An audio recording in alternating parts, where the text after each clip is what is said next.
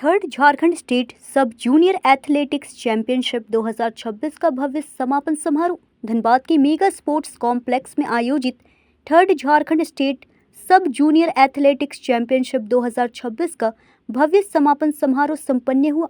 समापन समारोह के मुख्य अतिथि श्री CD सिंह, अध्यक्ष झारखंड एथलेटिक्स एसोसिएशन थे। समापन समारोह में श्री उमेश लोहरा, आयोजन सचिव सह जिला खेल पदाधिकारी धनबाद द्वारा धन्यवाद ज्ञापन प्रस्तुत किया गया। उन्होंने प्रतियोगिता को सफल बनाने में सहयोग प्रदान करने वाले झारखंड एथलेटिक्स एसोसिएशन, धनबाद जिला प्रशासन, धनबाद जिला एथलेटिक्स एसोसिएशन, तकनीकी अधिकारियों, प्रशिक्षकों, खिलाड़ियों एवं आयोजन समिति के सभी सदस्यों के प्रति आभार व्यक्त किया। प्रतियोगिता के विभिन्न वर्गों में उत्कृष्ट प्रदर्शन करने वाली विजेता टीमों एवं खिलाड़ियों को मुख्य अतिथि तथा अन्य अतिथियों द्वारा पदक एवं ट्रॉफी प्रदान कर सम्मानित किया गया। प्रतियोगिता के प्रमुख परिणाम: अंडर 14 बॉयज साहिबगंज की टीम विजेता रही, अंडर 14 गर्ल्स साहिबगंज की टीम विजेता रही, अंडर 16 बॉयज साहिबगंज की टीम विजेता रही, अंडर 16 गर्ल्स रामगढ़ की टीम विजेता रही। ओवरऑल चैंपियनशिप साहिबगंज की टीम ने ओवरऑल चैंपियनशिप का खिताब अपने नाम किया। प्रतियोगिता के सफल आयोजन में श्री अनवर हुसैन, टेक्निकल चेयरमैन श्री जुबैर आलम, श्री तारकनाथ, श्री अभिजीत पत्रा, श्री सरफराज, श्री जयराम भगत, श्री विनोद राउत, श्रीमती नमिता टुडू, श्री संतोष कुमार सहित आयोजन समिति के अन्य सदस्यों एवं पदाधिकारियों ने महत्वपूर्ण भूमिका निभाई। समापन समारोह में खिलाड़ियों के उत्साह एवं उमंग के बीच विजेता टीमों को सम्मानित किया गया। इस राज्य स्तरीय प्रतियोगिता के सफल आयोजन से धनबाद जिले में एथलेटिक्स खेल को बढ़ावा देने तथा युवा खिलाड़ियों को राज्य एवं राष्ट्रीय स्तर पर अपनी प्रतिभा प्रदर्शित करने का महत्वपूर्ण अवसर प्राप्त हुआ। नमस्कार, आप देख रहे हैं इंडिया 24। मैं हूं आपके साथ पंकज सिन्हा। आज हम धनबाद के मेगा स्पोर्ट्स स्टेडियम में मौजूद हैं। यहाँ पे चल रहा था 2 दिवसीय झारखंड स्टेट सब जूनियर एथलेटिक्स चैंपियनशिप और ये तीसरा यानी कि थर्ड है। ऐसे में सफलपूर्वक इसका संचालन रहा। बहुत से खिलाड़ी, बहुत सी प्रतिभाएं यहाँ पे मतलब कि उभर के सामने आई। सबसे पहले हम बात करेंगे जिला खेल पदाधिकारी महोदय से कि भाई ये बहुत अच्छे प्रयास हैं, क्योंकि उनके देख रेख में और ये सारे कार्यक्रम यहाँ पे किए गए हैं। हम उनसे ये भी जानेंगे कि भाई कितने पार्टिसिपेंट्स थे और कहाँ से आए थे सब। स्वागत सर आपका। बोलिए, ये 2 दिवसीय जिसका क्या समापन हुआ है, इसमें मतलब कि कहाँ से मतलब कि एथलेटिक्स आए हुए थे और कौन कौन से गेम का आयोजन हुआ और क्या लगा कि कुछ प्रतिभाएं यहाँ पे ओलंपिक में जाने लायक हैं? धन्यवाद पहले तो आपको और पूरी टीम जो आप विजेता हुए हैं उनको भी धन्यवाद।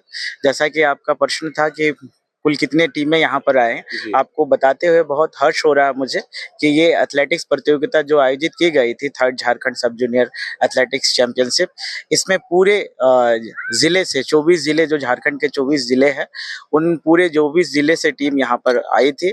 और ये पहला मौका है जब पूरे 24 जिले की टीम जो है धनबाद में जो है थर्ड जूनियर एथलेटिक्स चैंपियनशिप के लिए भाग लेने के लिए। अगर बात करें कुल संख्या की, तो अगर खिलाड़ियों की बात करें तो खिलाड़ी जो है 331 खिलाड़ियों ने रजिस्ट्रेशन किया था और इनका अंतिम तिथि जो है रजिस्ट्रेशन का वो 16 अगस्त था और उसके आधार पर इन खिलाड़ियों का रजिस्ट्रेशन कंप्लीट हुआ और वो आज 21 तारीख को यहाँ पर रिपोर्ट किए थे और उसके बाद कंटिन्यू जो है आज लास्ट दिन है और ये कंप्लीट किए। और आप सभी को बताना चाहते हैं कि इस प्रतियोगिता को कंडक्ट कराने के लिए विभिन्न जिलों से और हमारे धनबाद डिस्ट्रिक्ट के भी जो ऑफिशियल्स है उनका भी योगदान रहा। तो करीब 50 से ज्यादा ऑफिशियल्स जो है इस टूर्नामेंट को कंडक्ट कराने में अपनी महत्वपूर्ण भूमिका निभाए। साथ ही हमारे सीनियर्स जो खिलाड़ी थे वो वॉलंटियर्स के रूप में काम किए। तो कुल मिला के 450 से 500 ऐसे पूरे सपोर्टिंग स्टाफ से मिलाकर, खिलाड़ियों से, कोचेस, टीम मैनेजर्स को मिलाकर इस प्रतियोगिता को पूरा कर पाए हैं हम लोग। बहुत अच्छी बात है सर। आमतौर पे मतलब ऐसी प्रतियोगिताओं का मतलब कि ये ऐसी प्रतियोगिताएं आयोजित ही इसलिए करवाई जाती है ताकि मतलब कि कुछ प्रतिभाएं निकल करके सामने आए। 140-50 करोड़ की आबादी वाला भारत देश जब ओलंपिक की बात आती है तो बहुत पिछड़ जाता है। ऐसे में क्या लगा कि इसमें से कितने ऐसे खिलाड़ी थे जो ऐसी प्रतिभा के धनी हैं और मतलब कि ओलंपिक तक का सफर तय कर सकते हैं? देखिए, हम अगर ओलंपिक्स मेडल की बात करें तो शुरुआत हमें जो है वो जो ग्रामीण और जो डिस्ट्रिक्ट लेवल जो प्रतियोगिता है ना, वहां से हमें सोचने की जरूरत है। हम बात करते हैं ओलंपिक्स के, लेकिन हम ग्रामीण क्षेत्र में और जिला स्तर पर या प्रखंड लेवल पर काम नहीं करते हैं। हमें प्रयास करना चाहिए कि हमारे खिलाड़ियों को हम ग्रामीण लीग से और जो है जिला लेवल से खिलाड़ियों को तैयार करें, मैक्सिमम पार्टिसिपेशन हो, मैक्सिमम प्रतियोगिता हो, इंफ्रा का डेवलपमेंट करें, जिससे कि हमारे खिलाड़ी मैक्सिमम खिलाड़ी जो है पार्टिसिपेशन बढ़े। जब हमारा पार्टिसिपेशन बढ़ेगा, इंफ्रा हमारे मजबूत होंगे, कोचेस हमारे बढ़ेंगे, हमारे स्किल्स डेवलप होंगे, तो निस्संदेह हमारा जो मेडल्स जो ओलंपिक्स में हम बात करें, एथलेटिक्स में इससे पहले एक भी जो है व्यक्तिगत मेडल्स नहीं हुआ करते थे, और टोक्यो ओलंपिक्स में पहली बार भारत को मेडल्स मिला, और वो भी जेवलिन थ्रो के रूप में नीरज चोपड़ा जो कि गोल्ड मेडल प्राप्त किए थे। और आप देख रहे हैं रिसेंटली हमारे जो ओलंपिक्स या बड़े टूर्नामेंट्स में हमारे खिलाड़ियों की संख्या भी बढ़ रही है। तो प्रयास अब जो है सरकार के द्वारा, फेडरेशन के द्वारा, दोनों के द्वारा किए जा रहे हैं।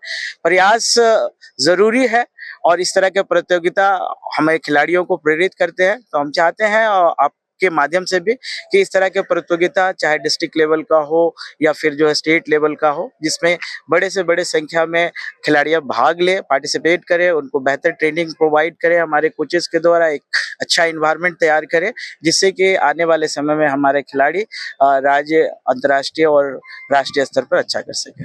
धन्यवाद। चलिए, बहुत अच्छी बात है सर। अभी अभी आपने बात की इंफ्रा की, तो इंफ्रा में मतलब कि आप जिला खेल पदाधिकारी हैं, बताइए कि धनबाद में मतलब कि इंफ्रा की कोई कमी है या फिर और कुछ करने की जरूरत है? अभी हम लोग इंफ्रा की अगर बात करें, तो जिस लेवल का अभी इंफ्रा होने चाहिए एक नेशनल लेवल का, तो वहां तक हम लोग तो अभी नहीं पहुंच पाए, लेकिन बेसिक इंफ्रा जो डेवलप करने की आवश्यकता है, उस पर हम लोग काम कर रहे हैं।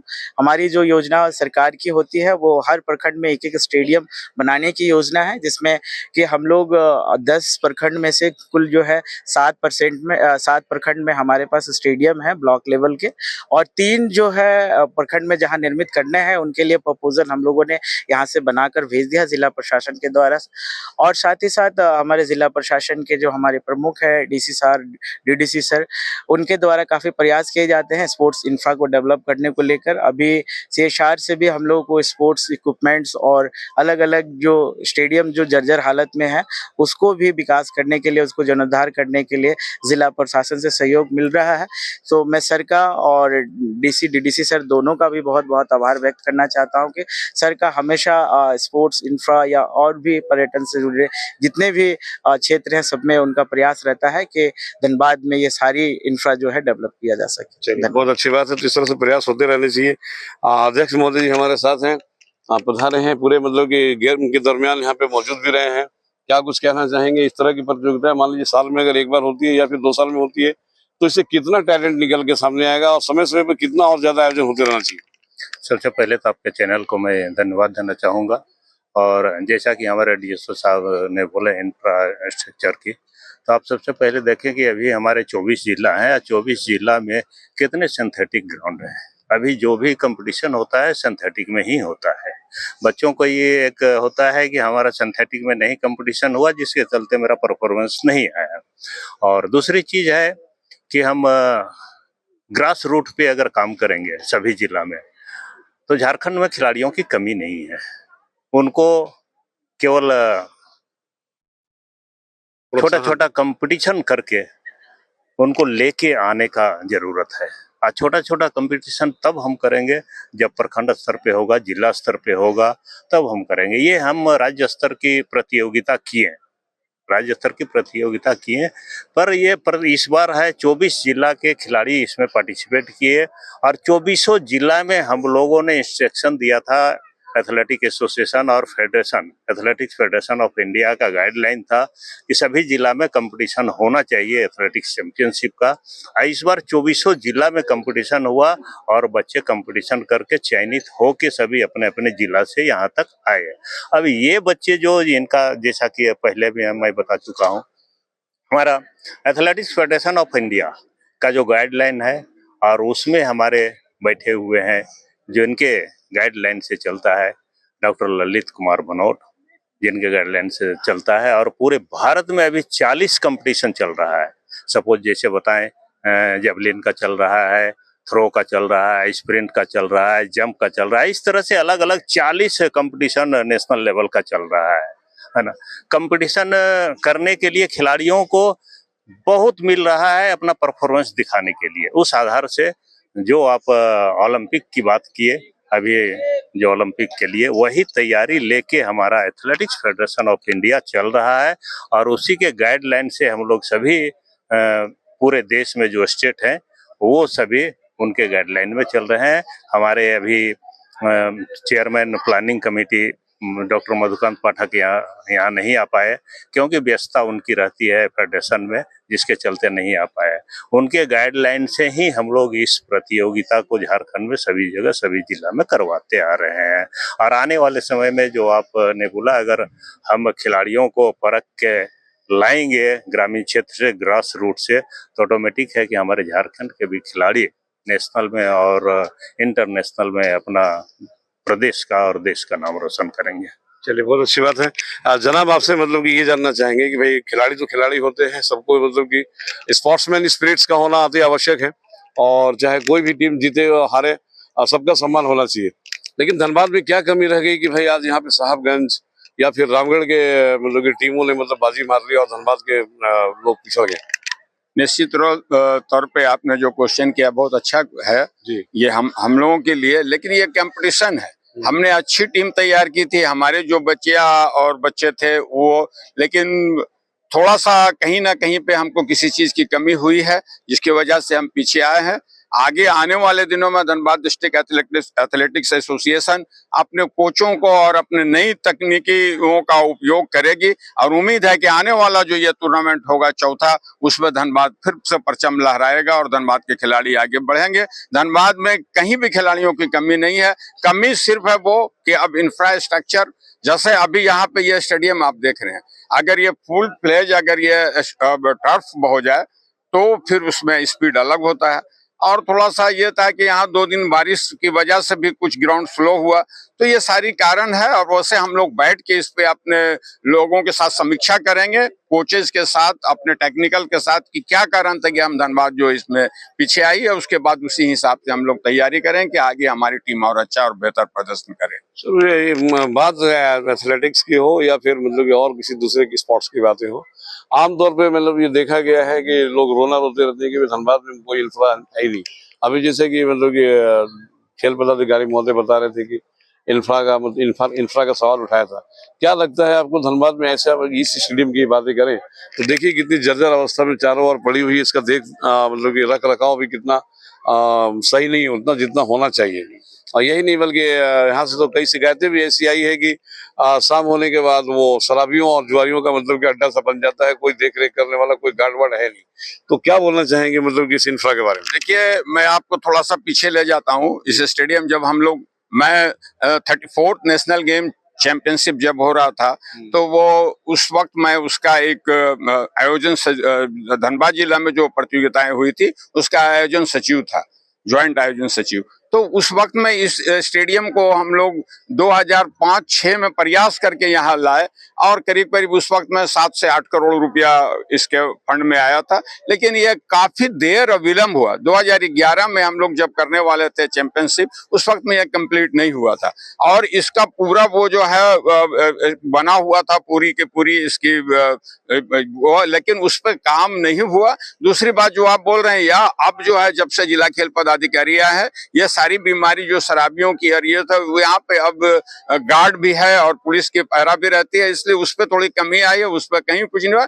हर एक व्यक्ति को धनबाद का खेल के प्रति जागरूक होना पड़ेगा। ऐसे बीमारियों को जो है हम सभी लोग, समाज के सभी लोग मिलकर, अगर कहीं खेल प्रतियोगिता होती, वहां पे अगर कोई गलत काम होता तो सभी लोगों को विरोध करना होगा। ये जब हम लोग विरोध करेंगे तो ये सब चीजें खत्म हो जाएगी। एक अच्छी बात आपको बता दे रहे कि अभी हमने देखा 2 दिन पहले कि झरिया की विधायिका महोदया ने विधानसभा और खेल विभाग में जाकर झरिया में एक मेगा स्पोर्ट्स कॉम्प्लेक्स और एक क्रिकेट के मैदान के लिए मांग किया, जिसका हम लोग समर्थन करते हैं और उम्मीद करते हैं कि जब स्टेडियम बढ़ेगी तो खिलाड़ी अच्छे आएंगे, इंफ्रास्ट्रक्चर भी अच्छा होगा। दूसरी बात, हम यहाँ की सरकार को जिम्मेदार है, जैसे आपने कहा कि जर्जर स्थिति है, इसके लिए सरकार जिम्मेदार है। मैंने आपको आज मौका मिला तो बता दें कि मैथन में मैंने उस वक्त में 5 करोड़ के लागत से खेल स्पोर्ट्स हॉस्टल बनाया था, लेकिन उसके बाद बना एक यहाँ पे भी एक हमारा खेल स्पोर्ट्स बिरसा मुंडा पार्क के पास, जिसमें 60-65 रूम है। अगर 200-250 बच्चे आज यहाँ खेल होता और वहां पे उसको बढ़िया से कर दिया तो उसका रख रखाव जो है वो सरकार के जिम्मे है। तो सरकार अगर आए तो ये 2 जगह जो है मैथन और धनबाद, ये पूरी तरह से डेवलप हो जाएगा और कोई भी राष्ट्रीय प्रतियोगिता हम आराम से करा सकते हैं। लेकिन ये सारी चीजें सरकार को आगे आना होगा और एक फंड, अभी तो हमारे यहाँ के जिला उपायुक्त महोदय है, अच्छे हैं, और ये खेल पदाधिकारी जब आए सहयोग करके आगे चाहेंगे कि धनबाद खेल का हब बने, पहले था और फिर आगे आने वाले दिनों में यहाँ से ज्यादा खिलाड़ी राष्ट्रीय और अंतर्राष्ट्रीय स्तर पर निकले। बहुत अच्छी बात कही। एक पुरानी कहावत है कि भाई जिसका घर नदी के किनारे हो उनके बच्चे जन्मजात तैराक निकलते हैं, और उसी प्रकार से अगर जगह जगह मैदान होंगे, इंफ्रा होगी, तो निश्चित तौर पे खिलाड़ी और जो प्रतिभा है वो डेवलप होगा। और ये बोलना नहीं पड़ेगा कि फिर वो खिलाड़ी कहाँ तक जा सकते हैं अगर डेवलप होता है तो, क्योंकि ऐसा देखा गया है कि भाई अब अभी मौजूदा जो कंजेस्टेड होते जा रहा है, लोगों को खेलने की जगह की नितांत कमी और आवश्यकता भी हो रही है। आगे देखना होगा क्या करती है सरकार और क्या करते हैं यहाँ के प्रबंधन लोग। सहयोगी संदीप दत्ता के साथ पंकज सिन्हा, न्यूज़ इंडिया 24। धनबाद से सहयोगी संदीप दत्ता के साथ पंकज सिन्हा की रिपोर्ट।